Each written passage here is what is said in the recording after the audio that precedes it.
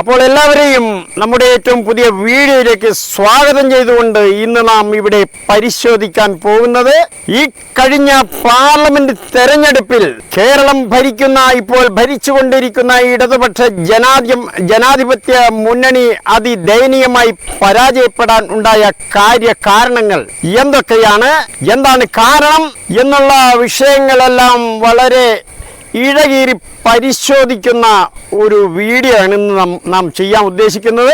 ആയതുകൊണ്ട് നമുക്ക് വീഡിയോയിലേക്ക് പോകാം.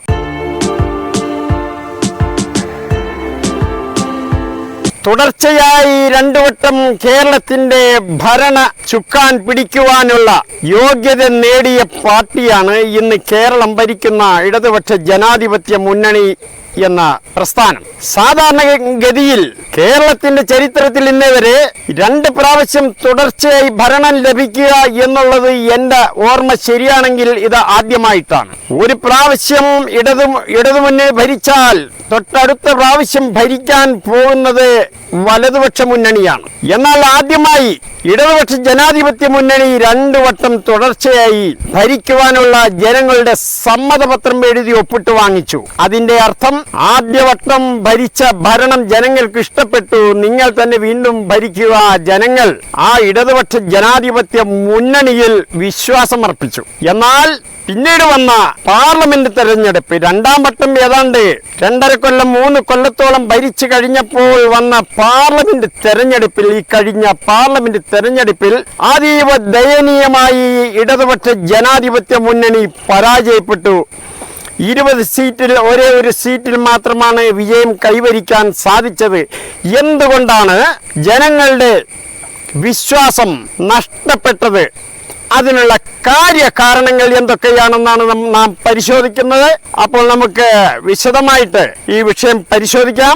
അപ്പോൾ നമുക്ക് ആ പരിശോധനയിലേക്ക് കടക്കാം. ഈ കഴിഞ്ഞ പാർലമെന്റ് തെരഞ്ഞെടുപ്പിൽ ഭരണകക്ഷിയായ ഇടതുപക്ഷ ജനാധിപത്യ മുന്നണി നിരന്തരം വർഗീയ ധ്രുവീകരണങ്ങൾ നടത്തി. ഭൂരിപക്ഷ ഹൈന്ദവ വോട്ടുകളിൽ കണ്ണുവെച്ചുകൊണ്ട് നിരന്തരം മുസ്ലിം സംഘടനകളെ, മുസ്ലിം പ്രസ്ഥാനങ്ങളെ നിരന്തരം ഇടതുപക്ഷ ജനാധിപത്യ മുന്നണിയുടെ പ്രത്യേകിച്ച് CPIM-ന്റെ പ്രധാന നേതാക്കൾ ചെളിവാരി എറിഞ്ഞുകൊണ്ടിരുന്നു, അപമാനിച്ചുകൊണ്ടിരുന്നു, ആക്ഷേപിച്ചുകൊണ്ടിരുന്നു, കൊച്ചാക്കിക്കൊണ്ടിരുന്നു.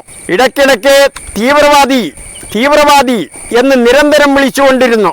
അങ്ങനെയുള്ള തീവ്രവാദവൽക്കരണം നടത്തി ഭൂരിപക്ഷ ഹൈന്ദവ സമൂഹങ്ങളിൽ വിശ്വാസമർപ്പിച്ച് അല്പം വർഗീയപരമായി ചിന്തിക്കുന്ന ഹിന്ദുക്കളിലെ യുവാക്കളുടെ എല്ലാം മൊത്തത്തിലുള്ള ജനവിഭാഗങ്ങളുടെ എല്ലാം വോട്ട് തട്ടുക എന്നുള്ള ഉദ്ദേശത്തോടുകൂടി ഒരു വർഗീയ ധ്രുവീകരണം നടത്തുകയുണ്ട്. അതിന്റെ ഭാഗമായിട്ട് നിരന്തരം CPIM-ന്റെ ഉന്നത നേതാക്കൾ ജമാഅത്തെ ഇസ്ലാമിയെ നിരന്തരം തീവ്രവാദി എന്ന് വിളിച്ചുകൊണ്ടിരുന്നു, തീവ്രവാദവൽക്കരിച്ചുകൊണ്ടിരുന്നു. ഈ തെരഞ്ഞെടുപ്പ് നിയന്ത്രിക്കാൻ പോകുന്നത് ജമാഅത്തെ ഇസ്ലാമിയും SDPI എന്ന സംഘടനയുമാണ്.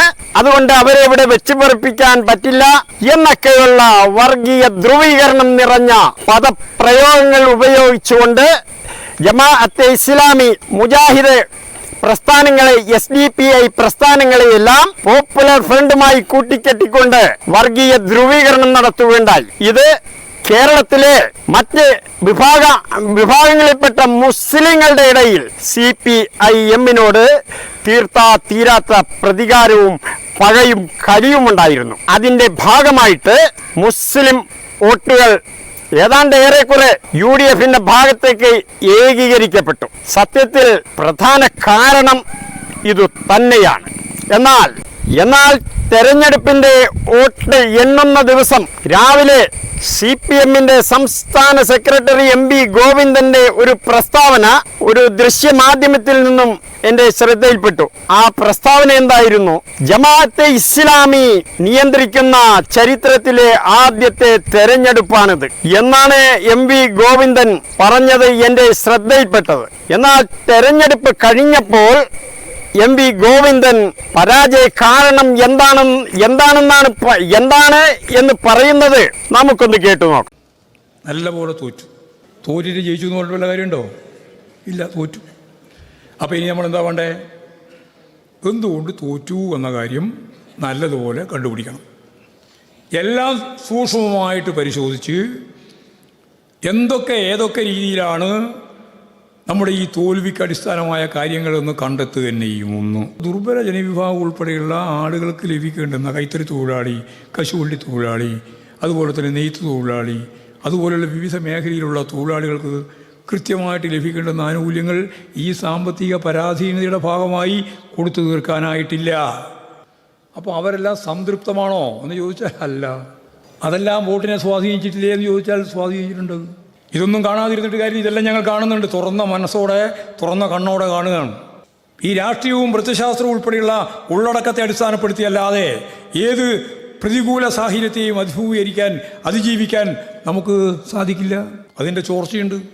BJPയുടെ വളർച്ച സൂചിപ്പിക്കുന്നതാണ്.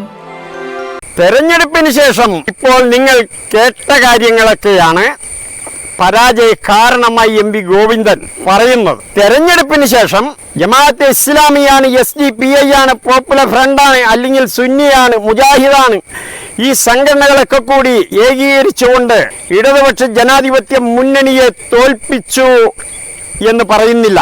പകരം പറയുന്നത് പരമ്പരാഗത തൊഴിൽ മേഖലയിലുള്ള തൊഴിലാളികൾക്ക് അവർക്ക് കിട്ടേണ്ടതായ ക്ഷേമ പെൻഷനുകൾ, 60 വയസ്സ് കഴിഞ്ഞവർക്ക് കിട്ടേണ്ടതായ ക്ഷേമ പെൻഷനുകൾ, ഇതെല്ലാം കൊടുക്കാൻ പറ്റാതെ മുടങ്ങിയതിൻ്റെ പേരിലാണ് ഈ പരാജയ കാരണം. ഇതിനിടയിൽ ആരോ MP ഗോവിന്ദന്റെ ചെവിയിൽ ഓതിക്കൊടുത്തു, ജമാഅത്തെ ഇസ്ലാമിയും മുജാഹിദും സുന്നി വിഭാഗങ്ങളും SDPIയും പോപ്പുലർ ഫ്രണ്ടും ഒക്കെ കൂടി തോപ്പിച്ചു എന്ന് പറഞ്ഞാൽ അത് അവർക്കൊരു ക്രെഡിറ്റ് ആണത്, ഒരു ഇമേജ് ആണത്. അപ്പൊ അവർ വിചാരിച്ചാൽ ഇവിടെ ആരും തോക്കും ജയിക്കും എന്നൊക്കെ വരും. അതുകൊണ്ട് അത്തരം സംസാരം പാടില്ല എന്ന് ആരെങ്കിലും, ബുദ്ധിമാന്മാരായ ആരെങ്കിലും ഗോവിന്ദന്റെ ചെവിയിൽ ഓതിയിട്ടുണ്ട്. അതുകൊണ്ടാണ് ഗോവിന്ദൻ പറയുന്നത് പരാജയത്തിന്റെ കാരണം പരമ്പരാഗത തൊഴിൽ മേഖലയിലുള്ളവർക്ക് 60 വയസ്സ് കഴിഞ്ഞ വാർദ്ധക്യത്തിലേക്ക് കടക്കുന്ന വിഭാഗങ്ങൾക്ക് ഒക്കെ ഉള്ള ക്ഷേമ പെൻഷനുകൾ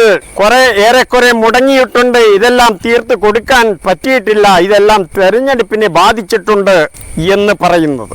എന്നാൽ MP ഗോവിന്ദൻ പരമാവധി മുസ്ലിങ്ങളെ CPIM-ൽ നിന്നും എങ്ങനെയെല്ലാം അകറ്റാം, ഇടതുപക്ഷ ജനാധിപത്യ മുന്നണിയിൽ നിന്നും എങ്ങനെയെല്ലാം അകറ്റാം, ആ രീതിയിലുള്ള പ്രസ്താവനകൾ നടത്തുകയും നിരന്തരം അവരെ തീവ്രവാദവുമായി കൂട്ടിക്കെട്ടി സംസാരിക്കുകയും പ്രസംഗിക്കുകയും ഒക്കെ ചെയ്തതിൻ്റെ അനന്തര ഫലമാണ് ഈ തെരഞ്ഞെടുപ്പിൻ്റെ റിസൾട്ട്. ഈ തെരഞ്ഞെടുപ്പിൽ നിന്നും ഇടതുപക്ഷ ജനാധിപത്യ മുന്നണി പഠിക്കേണ്ട ഒരു പാഠമുണ്ട്. ഇവിടെ ജാതീയമായിട്ടോ വർഗീയമായിട്ടോ ജനങ്ങളെ ഭിന്നിക്കാതെ എല്ലാ വിഭാഗം ജനങ്ങളെയും ഒരുമിച്ച് കൂടെ നിർത്തേണ്ടതിന് പകരം മുസ്ലിങ്ങളെ തെരഞ്ഞു പിടിച്ച് കുത്തുകയായിരുന്നു, അപമാനിക്കുകയായിരുന്നു, അധിക്ഷേപിക്കുകയായിരുന്നു.